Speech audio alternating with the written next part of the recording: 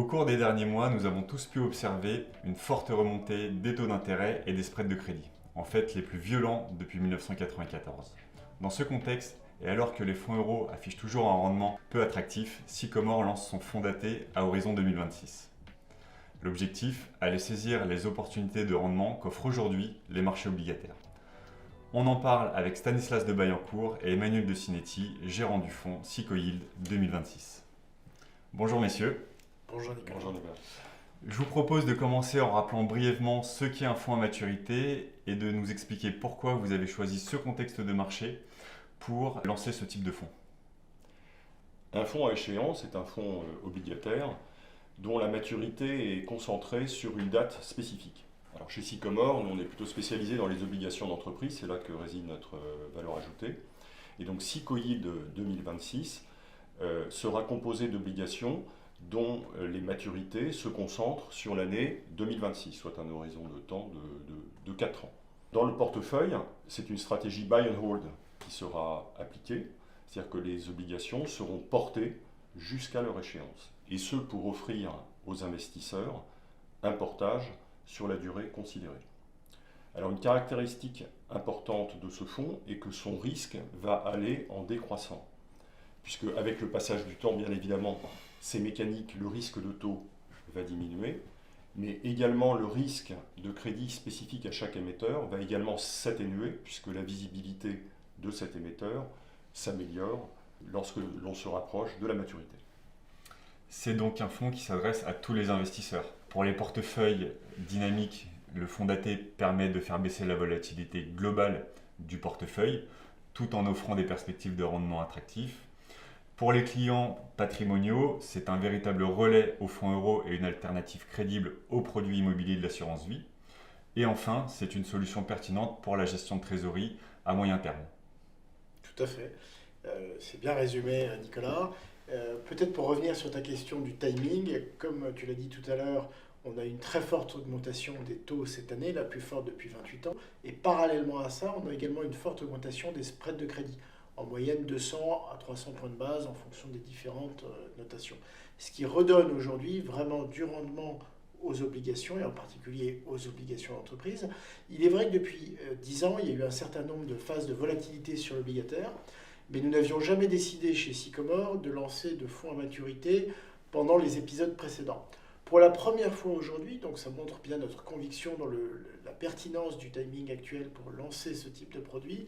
On pense qu'on a une fenêtre qui est tout à fait attractive, à la fois dans le risque, parce que c'est toujours un couple rendement-risque, entre le risque que présentent aujourd'hui ces obligations d'entreprise et le rendement qu'elles permettent d'espérer pour le fonds Sycoyield 2026. Alors c'est vrai qu'on connaît peut-être moins Sycomore pour cette expertise obligataire qui s'adresse principalement à des institutionnels. Tout à fait.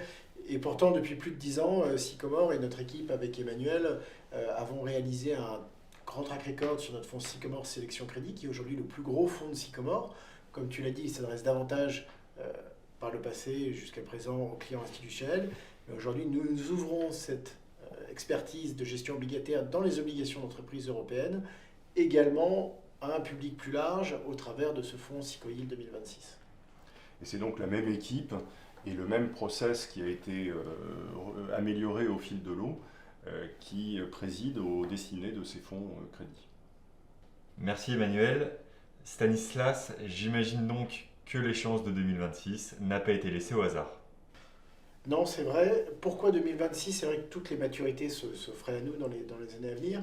On a cherché à avoir le point qui présentait à la fois de l'attractivité en termes de rendement pour l'investissement et en même temps une certaine proximité, puisque finalement c'est 4 ans, donc c'est assez court, donc ça permet une convergence assez rapide, un retour à la moyenne de ces obligations et une visibilité pour les clients qui est quand même relativement importante.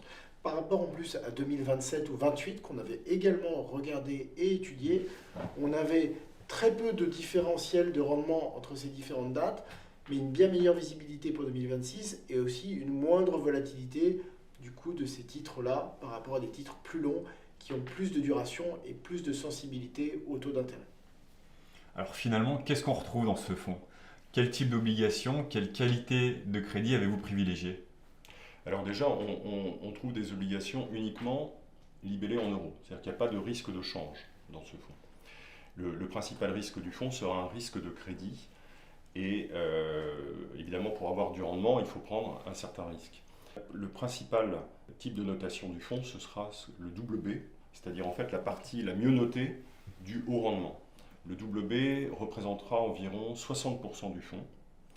On aura une poche un peu plus risquée de simple B, qui représentera environ un quart du fonds, donc 60 plus 25 égale 85% d'instruments à haut rendement. Et le reste, environ 15%, sera composé de titres investment grade, donc mieux notés, mais offrant sur les 4 années qui viennent des rendements que nous jugeons attractifs. Vous pouvez nous donner des exemples d'entreprises en portefeuille? Oui, bien sûr. Enfin, par exemple, Renault, avec l'obligation qui vient à échéance et à maturité en 2026, c'est une obligation notée double B avec un rendement de 5,9% aujourd'hui, au moment où on se parle, au 31 août. Et également Picard surgelé, donc là une entreprise que les gens connaissent bien, qui est Single B, qui produit de bons résultats et surtout qui est très résiliente au fur et à mesure des années, où là on est quasiment à 7% de rendement pour la maturité 2026. Alors on peut citer également la chaîne d'hôtels Accor, donc société cotée que bien d'entre vous connaissent, qui offre un rendement très attractif sur cette durée. Accor a évidemment énormément souffert du Covid, est en phase de convalescence, disons, et son profil de risque, nous le pensons, va s'améliorer dans les trimestres à venir. Et puis un deuxième exemple, alors une société peut-être moins connue puisqu'elle n'est pas cotée, c'est Loxam, qui est le leader européen de la location de matériel, qui fait 2 milliards de chiffre d'affaires, un émetteur qui est noté B, entre B et double B, mais dont la notation a plutôt tendance à s'améliorer, et qui offre sur 4 ans un rendement supérieur à 5%. Sélectivité et diversification donc, mais aussi, comme toujours chez Sycomore, intégration des critères ESG qui permettent d'avoir un suivi plus rigoureux des risques. Et une classification SFDR 8 pour ce fonds, ce qui est très important. Tout à fait. Alors Emmanuel, aujourd'hui, quelles sont les perspectives de rendement sur ce fonds? Alors, aux conditions actuelles, le portefeuille offre un rendement brut de l'ordre de 5%, un rendement que nous jugeons très attractif au regard du risque encouru. Et enfin, pour conclure cet échange, j'aimerais que vous répondiez à une question que bon nombre peuvent se poser dans un contexte pareil. Quel sera l'impact sur le fonds si la hausse des taux se poursuit? Alors très clairement, c'est une question d'actualité. Aujourd'hui, on va avoir début septembre la deuxième hausse de taux de la Banque Centrale Européenne, après 50 points de base déjà au mois de juillet, et donc on est dans une pleine phase de remontée des taux administrés, donc les taux courts monétaires par la Banque Centrale Européenne. Parallèlement à ça, les taux longs se sont déjà ajustés, on en a parlé au début, depuis le début de l'année, avec une hausse déjà très significative qui a déjà été réalisée en anticipation. Donc le premier point de réponse est de dire que si le risque de taux pour nous est toujours là et bien présent, une grosse partie s'est déjà matérialisée, d'où l'opportunité dès à présent de déjà recommencer à investir dans ces obligations. C'est le premier point. Le deuxième point, c'est que par construction, ce portefeuille d'obligations 2026 a par nature une duration relativement réduite, largement inférieure à 4, entre 3 et 3,5 en moyenne dans le portefeuille. Donc une sensibilité obligataire du fait d'avoir des obligations qui ont 4 ans, voire moins de 4 ans de durée de vie, qui est assez réduite et qui du coup protège en partie ou a un moindre impact sur le risque de taux. Et enfin, le dernier point, c'est que s'il y a des mouvements importants de hausse de taux à nouveau qui continuent à venir, ça ne changera pas le rendement à maturité qu'a cité Emmanuel au départ et au début du fonds. Ça peut avoir un impact sur la valorisation des obligations, mais ça ne change pas, in fine, la performance et le rendement. Ça change plus le chemin de performance, mais par ailleurs, ça peut créer d'autres opportunités d'investissement et peut-être des rendements parfois supérieurs si la hausse des taux est importante. Merci Stanislas, merci Emmanuel, merci à tous de nous avoir suivis. L'équipe commerciale de Sycomore se tient naturellement à votre disposition pour tout complément d'information sur le fonds Sycoyield 2026. Je vous rappelle que comme tout investissement financier, il y a un risque de perte en capital et un risque de crédit. Comme l'a mentionné Emmanuel, le rendement actuariel au 31 août est de 5% brut. Et sur la durée, l'objectif de performance attendu est de 2,5 net.